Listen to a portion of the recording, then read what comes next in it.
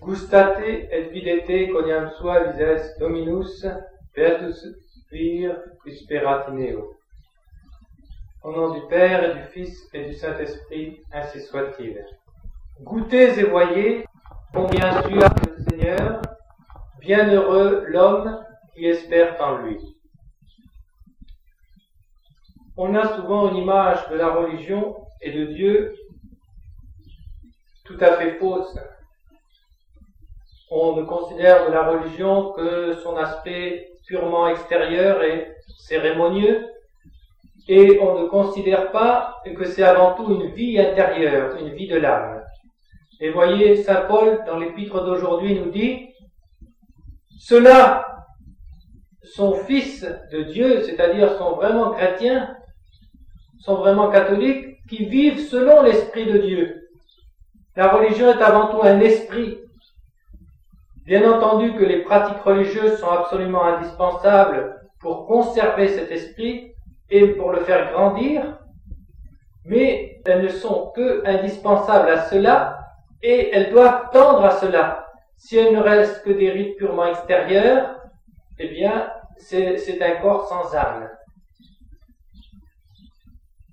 Et justement, dans la vie des saints, on se rend compte que Dieu n'est pas seulement le Tout-Puissant Créateur du ciel et de la terre, n'est pas seulement le souverain juge qu'il faut vraiment craindre, qui nous demandera compte de chacune de nos actions, de notre vie, dès que notre âme sortira de notre corps au moment de la mort,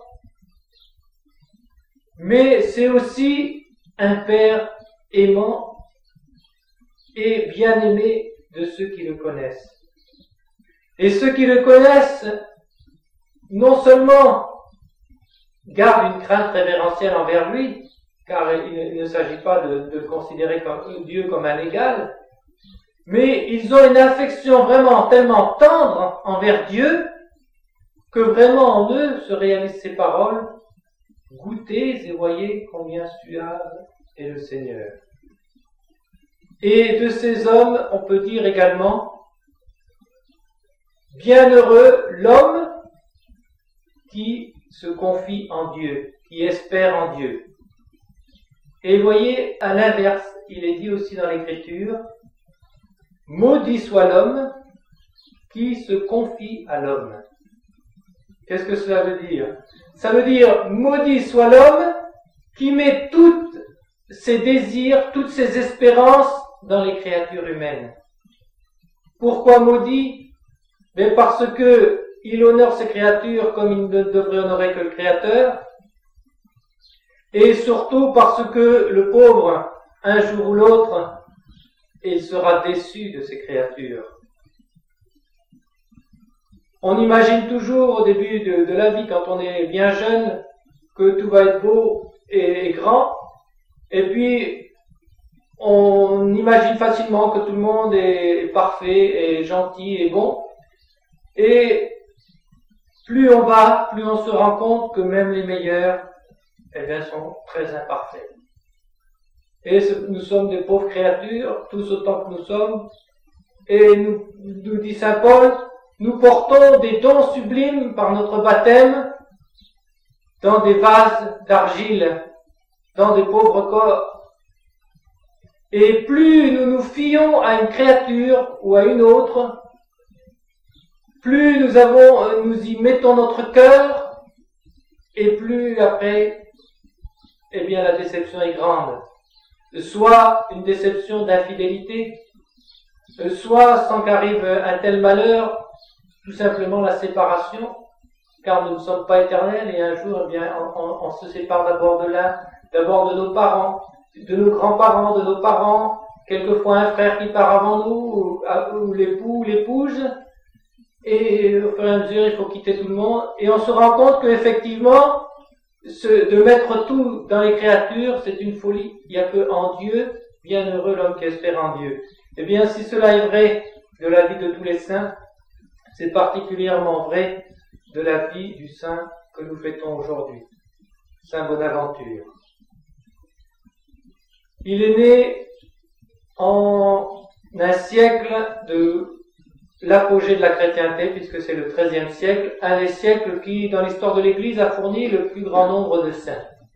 Il est né en l'année 1221, au moment où Dieu reprenait à lui et élevait au ciel le grand Saint Dominique, le fondateur des Dominicains. À l'âge de 4 ans, donc en 1225, l'année où est né le grand Saint Thomas d'Aquin, celui qui avait été baptisé sous le nom de Jean était tombé grièvement malade et il en était presque aux portes du tombeau à 4 ans. Sa mère, qui était très pieuse, en était terriblement désolée, et comme Saint François d'Assise, toujours vivant, était déjà honoré comme un saint de son vivant, elle avait confiance en ses prières, elle avait fait demander par des membres de son ordre qu'on demande à Saint François de prier tout spécialement pour la vie de son petit. Et Saint François, bien sûr, l'a fait. Et de son côté, elle a adressé des prières ferventes auprès de Dieu, en lui promettant que si le petit enfant guérissait, elle ferait tout ce qui sera en son possible pour qu'il rentre dans l'ordre de Saint François. Et aussitôt, le petit a guéri. Et elle le fit savoir à Saint François, et comme il eut l'occasion de passer dans cette ville d'Italie, il voulut voir l'enfant qui avait été guéri à ses prières. Et comme il eut l'intuition à ce moment-là de la grâce de Dieu sur cet enfant et de la grandeur que cet enfant allait avoir dans la Sainte Église, il s'écria en le voyant, « Oh la Bonaventura !» et au récit de la guérison que lui faisait sa maman, « Oh la Bonaventura !» « Oh la bonne nouvelle, oh la bonne chose !» Et l'année d'après, le séraphique François d'Assise est mort, a été porté directement au ciel, et la mère, en reconnaissance, n'a plus voulu qu'on appelle son fils que Bonaventure. Et tout le prénom qui lui est resté, on a oublié son prénom de baptême, Jean, et on l'a appelé Bonaventure. Comme sa mère se rappelait de la prière qu'elle avait faite à Dieu, dès que le petit était en âge de comprendre, elle lui a expliqué ce qui s'était passé. Et quand elle a vu les bonnes dispositions de son enfant, qui aussitôt a désiré effectivement accomplir le vœu de sa mère et rentrer quand il le pourrait chez les frères mineurs, elle l'a envoyé aux écoles, car les frères mineurs, les franciscains, étaient destinés aux missions, à la prédication publique, et elle savait que pour cela il fallait de l'instruction. Et elle le mit donc aux écoles. Et il eut très facilement appris tout ce qu'on pouvait apprendre à son âge, au point que ses maîtres étaient en admiration devant ses qualités intellectuelles. On aurait pu penser que, puisqu'il était si bien disposé, puisque non seulement ses parents n'étaient pas hostiles à son entrée en religion, mais le désiraient, il aurait pu rentrer très jeune, comme ça se faisait à cette époque, ou quelquefois, avec des autorisations spéciales cependant, certains sont rentrés à 16 ans, ou à 18 ans. Eh bien, il a attendu, lui, l'âge mûr, et c'est seulement après avoir fait un cycle complet d'études où il avait appris tout ce qu'on pouvait apprendre à l'époque de sciences humaines, que vers l'âge de 20 ans, 21 ans, il est entré chez les frères mineurs. Et là, comme tous les religieux, il a commencé par un postulat et par un noviciat, c'est-à-dire par 2 années où on s'habitue à la vie religieuse, où on ne pense pas encore à l'apostolat qu'on pourra faire après, mais on apprend seulement à connaître Dieu. On apprend la science de Dieu. Et donc ce sont des années évidemment qui sont toujours très chères au cœur d'un religieux, ces années de noviciat, parce que ce sont des années où on a vraiment le temps de donner tout son temps à la piété, son temps à l'étude. Il y a des ongleurs de prière et autres, tout ce que peut désirer un religieux. Et pour le jeune Bonaventure, ce furent 2 années de délices qui l'ont marqué profondément pour toute sa vie. Comme ses supérieurs avaient vu qu'il avait des aptitudes particulièrement importantes sur le plan intellectuel, à l'époque c'était la chrétienté. Il n'y avait pas de frontières comme on les a connues. On se croit malin maintenant avec l'Europe. Mais l'Europe, elle existait 1000 fois plus au temps de la chrétienté que maintenant. Tout le monde, tous les lettrés parlaient latin. C'était la langue européenne. La langue française, il a fallu attendre pour que les premiers décrets officiels soient en français. François Ier seulement. Tout était en latin. Et c'était pareil dans tous les pays latins. Ce qui fait qu'on passait d'un pays à l'autre beaucoup plus facilement que maintenant encore, où on prêche dans l'Europe. Et donc, le jeune Bonaventure, tout italien qu'il était, on l'a envoyé à la plus fameuse université de la chrétienté de l'époque, à la Sorbonne à Paris.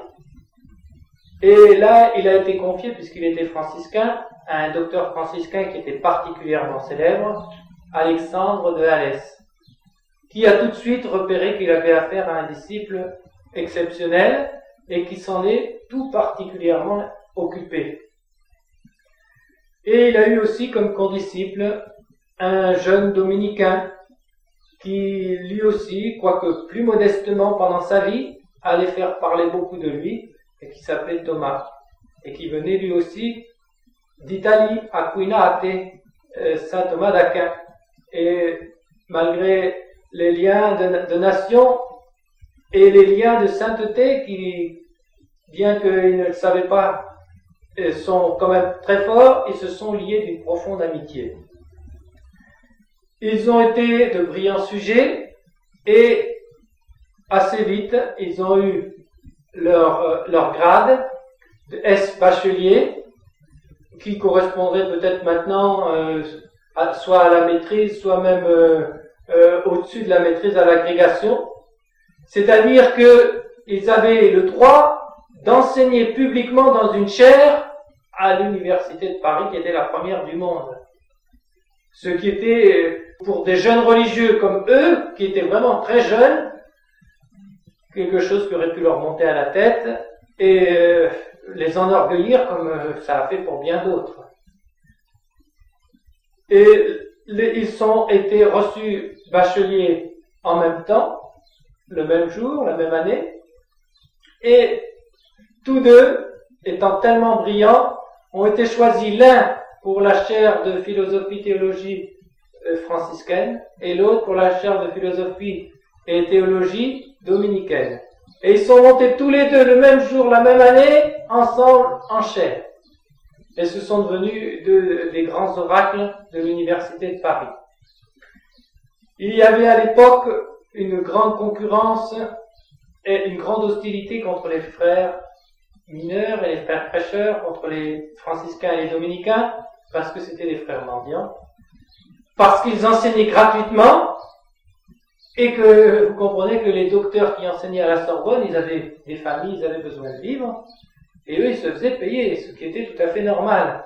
Et ils ne voyaient pas d'un très bon œil ces jeunes religieux qui enseignaient gratuitement, parce que ça leur faisait presque une concurrence déloyale, surtout quand c'était des puits de science comme Thomas et Bonaventure, qui étaient encore plus savants qu'eux.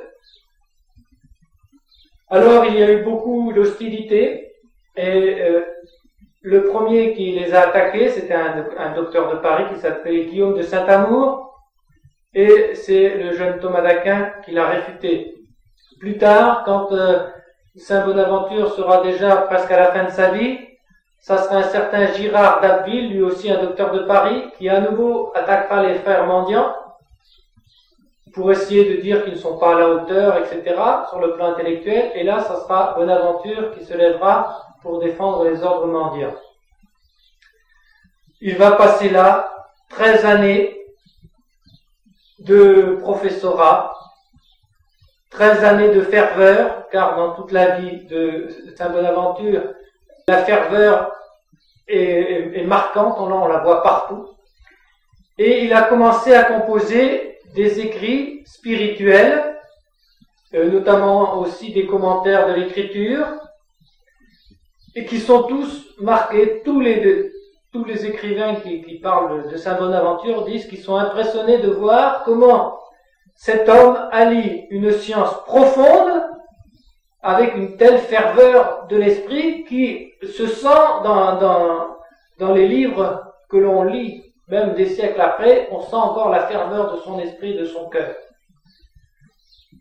Et évidemment, il était très apprécié de tous ses confrères, et notamment dans son ordre, on envoyait les plus doués intellectuellement à l'université de Paris, et il avait donc comme élèves tous les plus doués de l'ordre franciscain. Ce qui, pour son malheur, dans un certain sens, enfin du moins lui aurait pensé comme ça, lui valut des honneurs plus grands, puisque en 1256, il avait 35 ans, il fut élu supérieur général de l'ordre des franciscains. Son prédécesseur, c'était le vénérable Jean de Parme, puisqu'il y a beaucoup de saints canonisés dans les premiers franciscains. Eh bien, s'était retiré parce que il avait beaucoup à faire avec les légations que lui donnaient les papes et autres, et il jugeait incompatible d'être à la fois supérieur général et de faire tant d'autres choses. Et donc, le pape avait lui-même voulu, par déférence et par honneur envers les franciscains, qui étaient devenus une famille innombrable. C'est seulement en 1207 que leur ordre avait été officiellement reconnu par le pape, et on était donc à peine 50 ans après, et c'était déjà un ordre répandu dans toute la chrétienté avec des milliers de religieux partout. Il avait une croissance, cet ordre incroyable. On avait vu des gens commencer à marcher pieds nus, abandonner des richesses quelquefois considérables pour imiter le pauvre Regnault d'Assise. Et élu général, eh bien, il continua néanmoins à s'instruire. Il ne peut plus rester comme professeur, évidemment, à l'université de Paris, parce qu'il avait trop à faire. Et il était obligé d'aller dans presque toute l'Europe pour s'occuper des affaires de son ordre. D'autant que, comme je viens de vous le dire, l'ordre avait grandi tellement vite, il se répandait dans des pays si lointains qu'il nécessitait de nouveaux règlements, car la reine n'avait pas prévu toujours un si grand développement, ni des conditions de vie qui, dans certains pays, étaient tout à fait différentes de ceux d'Europe. Et donc, il fit des chapitres généraux, où il fit de nouvelles réglementations très utiles, où il réprima aussi des abus, car l'ordre avait grandi tellement vite que quelquefois il y avait des mauvais sujets qui se mettaient dedans et qui se relâchaient après, soit qu'il commençait à trouver la pauvreté un peu lourde, alors on commençait à se permettre à recevoir des biens et à avoir des églises plus grandes et plus importantes que ne le prévoyait la règle, ou au contraire d'autres qui poussaient la pauvreté à l'exagération, et donc qu'il fallait garder aussi dans la bonne ligne, et ce que fit Saint Bonaventure avec beaucoup de sagesse et de prudence malgré son jeune âge. Il fit aussi des réglementations toutes spirituelles, lui qui avait un grand amour de la très sainte Vierge Marie. Il voulut qu'on mette une doxologie, Iesutibus et Gloria, Cunatus est Virgine, à la fin des hymnes, du début de l'Avent jusqu'à Noël, ce que l'Église a adopté après, et qu'elle a adopté aussi pour toutes les fêtes de la très sainte Vierge Marie. C'est aussi à lui qu'on doit, il l'a d'abord prescrit pour l'ordre des franciscains seulement, mais comme ils étaient répandus dans le monde entier, ça s'est répandu aussi après dans toute l'Église. C'est à lui qu'on doit donc la fête de la conception de la très sainte Vierge Marie, qui est maintenant fêtée à l'Église universelle le 8 décembre, et la fête de la Visitation, qui est fêtée le 2 juillet. Le chapitre de son ordre lui avait demandé, comme il savait que c'était quelqu'un de très lettré, puis en même temps de très pieux, il avait supplié d'écrire la vie de leur fondateur, Saint François d'Assise. Comme il n'avait pas beaucoup le temps d'étudier quand il était dans ses voyages, il revint là où il avait étudié avec tant d'amour, à Paris, et pour séjourner, et pour être tranquille dans une cellule, et pour pouvoir se donner à la vie de Saint François d'Assise, envers lequel il était si reconnaissant, puisqu'il lui devait la vie. Et c'est là que se place une scène célèbre, où Thomas d'Aquin, qui lui aussi avait eu une grande influence, qui était reçu à la table du roi Saint-Louis, qui avait reconnu aussi sa sainteté, vint au couvent et il voulait revoir son cher ami Bonaventure. Mais il savait qu'il était occupé avec la vie de Saint François. Il monte avec quelques dominicains qui l'accompagnaient, quelques franciscains qui l'accompagnent à la cellule de leur général, et comme il a un pressentiment, il leur dit « attendez, je ne voudrais pas le déranger si il est trop occupé, car lui, il savait ce que c'est quand on est dans un travail intellectuel.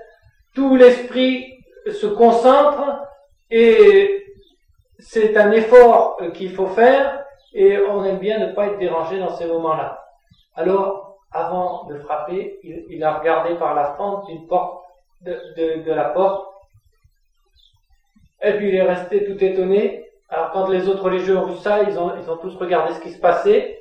Saint Bonaventure était élevé un petit peu au-dessus du sol en extase. Alors Saint Thomas a dit « Sinamus sanctus laborare pro sancto ». Laissons donc ce saint travailler pour cet autre saint, puisqu'il écrivait la vie de Saint François. À une autre occasion, comme il savait que, en tant que général, Saint Bonaventure n'avait pas, comme lui, Saint Thomas, des bibliothèques à sa disposition, car Saint Thomas, lui, il était resté professeur, et donc il avait toujours à sa disposition des grandes bibliothèques. Il s'étonnait de voir que il écrivait encore, et il écrivait des ouvrages encore vraiment d'une grande piété et en même temps d'un grand savoir, et Saint Thomas se demandait, mais dans quel livre a-t-il puisé ça? Est-ce qu'il a un livre qu'il porte avec lui au moins? Et il lui demande à Bonaventure, est-ce que vous pouvez me dire dans quel livre vous avez puisé une doctrine si forte et si pieuse? Et Saint Bonaventure veut répondre au grand Saint Thomas.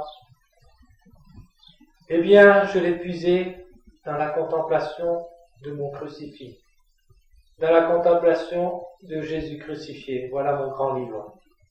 Et effectivement, on peut se demander comment il a pu faire en étant si occupé pour continuer à composer ses livres.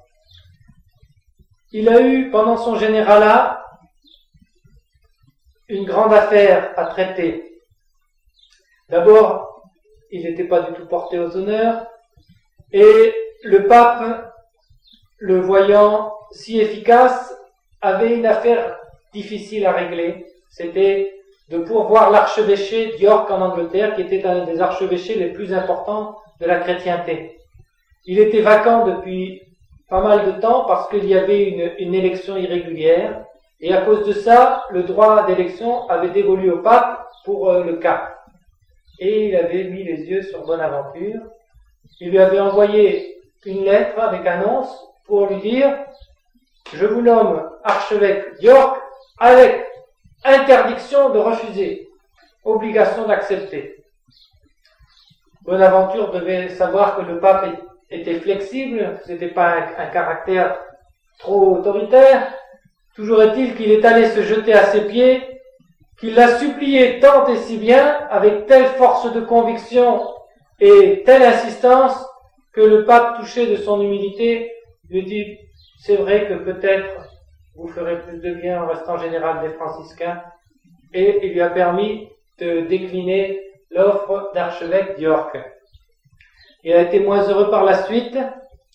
Il a eu, à cause de son influence, à intervenir dans une affaire grave pour l'Église. Le pape, ce pape-là, était défunt.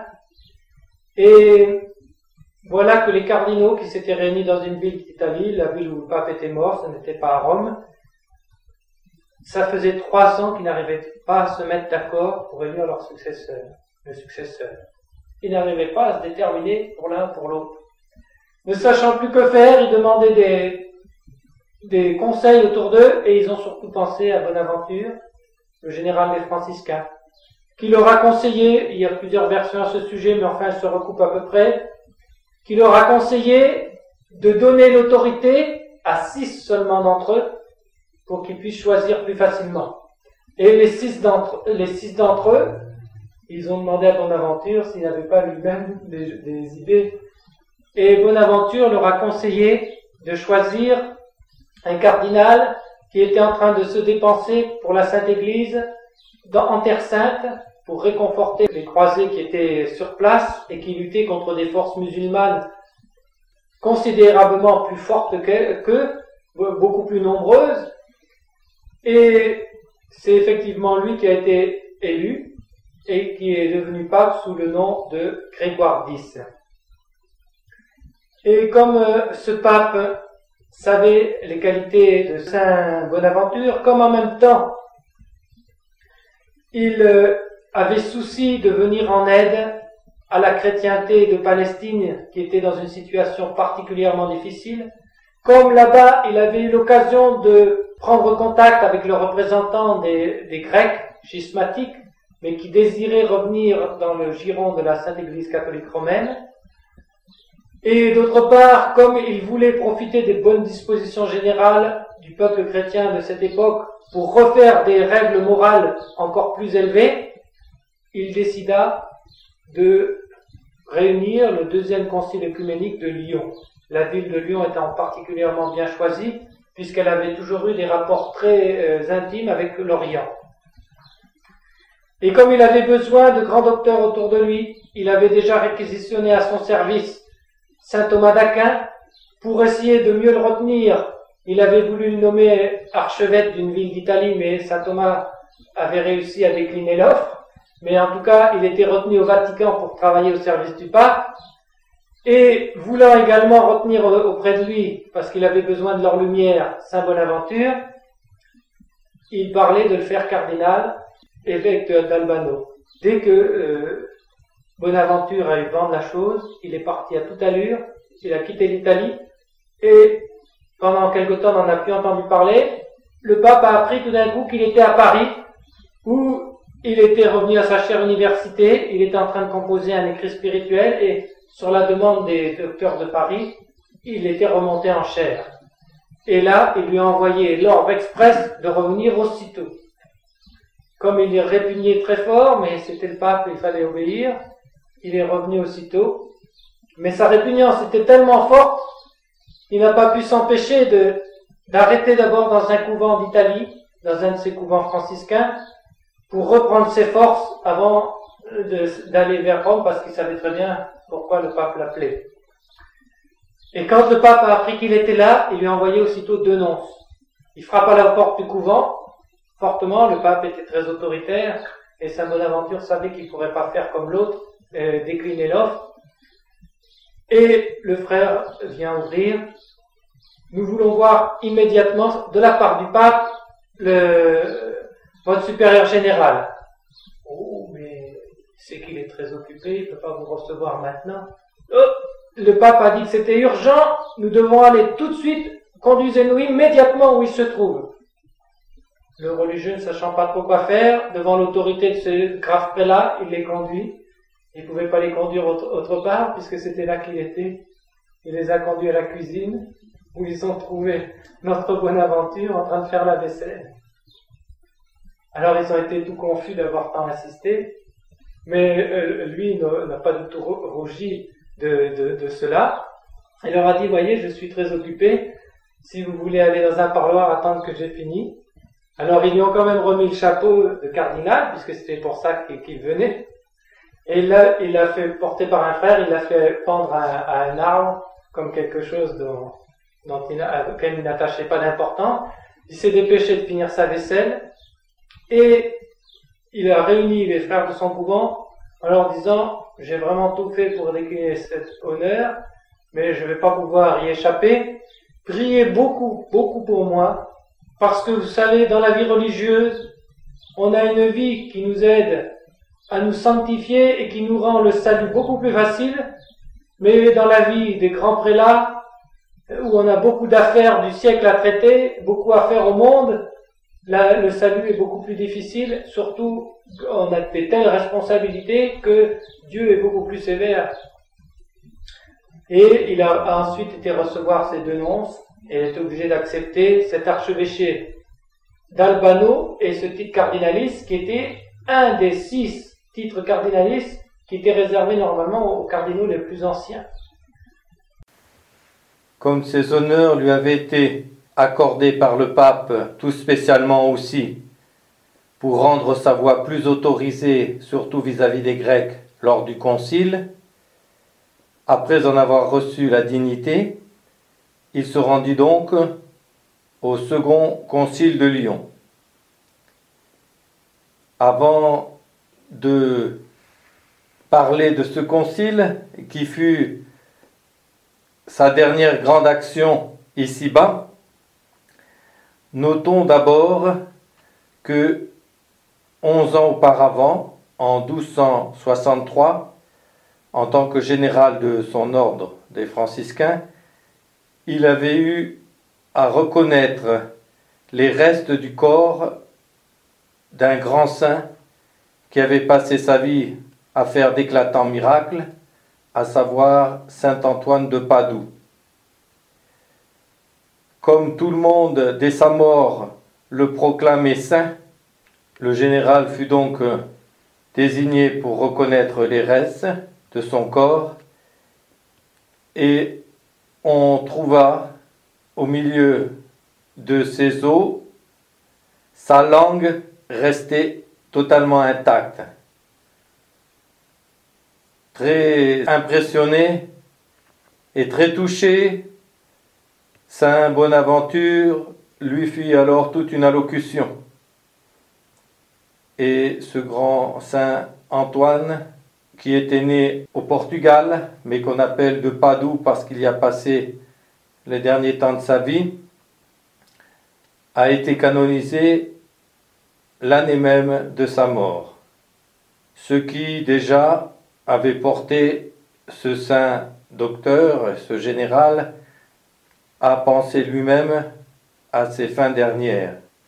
Et tandis qu'il se rendait au concile, il apprit bientôt une autre mort qui allait l'affecter beaucoup plus, celle de saint Thomas d'Aquin. Ce grand docteur avait été également convoqué par le pape pour venir apporter sa science au concile, mais il mourut en route dans le monastère cistercien de Fossa Nova, et tandis qu'il était sur son lit d'agonie et que le père abbé lui posait des questions sur le sens du Cantique des Cantiques, et il donna ses dernières forces pour en dicter un commentaire. Ce grand saint partit à 49 ans.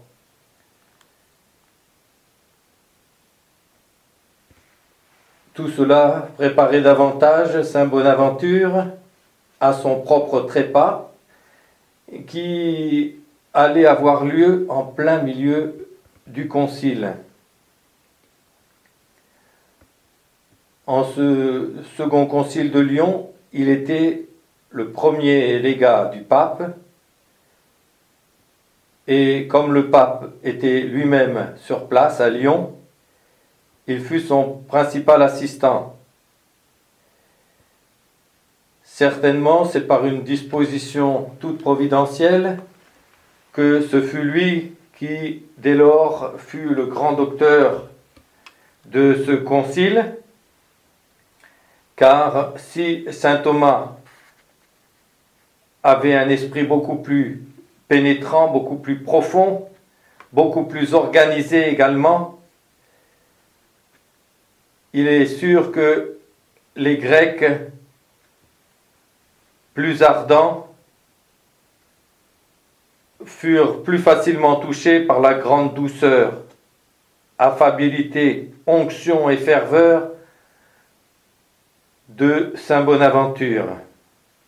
Il fut donc le grand artisan de leur réunion au latin, puisque durant ce concile, la réunion des Grecs avec les Latins fut à nouveau prononcée.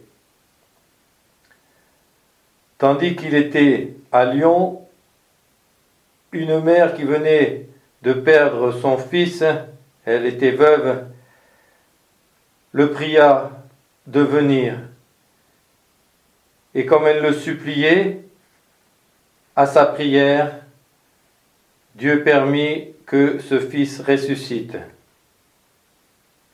C'est saint Bonaventure qui prêcha principalement aux deuxième et troisième sessions de ce concile. Et dans l'intermède des sessions, il demanda au pape de pouvoir démissionner de son généralat de franciscain, car il considérait à juste titre que sa nouvelle charge d'archevêque d'Albano et de cardinal ne serait guère compatible avec la direction de ce grand ordre, ce que le pape lui permit. Il fit donc convoquer une réunion générale des principales autorités des franciscains et, non sans mal, leur fit accepter sa démission et leur demanda de lui choisir un successeur. Et tandis qu'il revenait au concile pour la 4e session, il tomba gravement malade. Et bientôt, il fut aux portes du tombeau. Comme il ne pouvait plus recevoir la Sainte Hostie, il pria un prêtre d'au moins lui apporter le Saint-Sacrement et de lui montrer la Sainte Hostie pour qu'il puisse la révérer avant de mourir. Dieu permit alors que l'hostie échappe des mains du prêtre, pénètre à l'endroit du cœur le corps du saint, qui, alors, tout ému de ferveur et d'ardeur, rendit grâce à Dieu et mourut presque aussitôt. Une grâce donc semblable à celle de Julienne de Falconieri. À la nouvelle de sa mort et de ce miracle, c'est toute la ville de Lyon qui voulut venir le voir et le vénérer. Et il eut donc à Lyon même, durant le concile, des funérailles solennelles, en présence du pape, des pères latins et grecs. La cérémonie fut présidée par le cardinal Pierre de Tarentaise, un dominicain qui devint plus tard le pape Innocent V. Sa mort eut lieu le 15 juillet, 4 mois après celle de saint Thomas d'Aquin. Il fut donc plus glorifié pendant sa vie que ce saint docteur, qui avait récusé l'archevêché de Naples et qui mourut comme un humble religieux, mais le grand saint Thomas fut et demeure plus honoré après sa mort que ne l'est saint Bonaventure.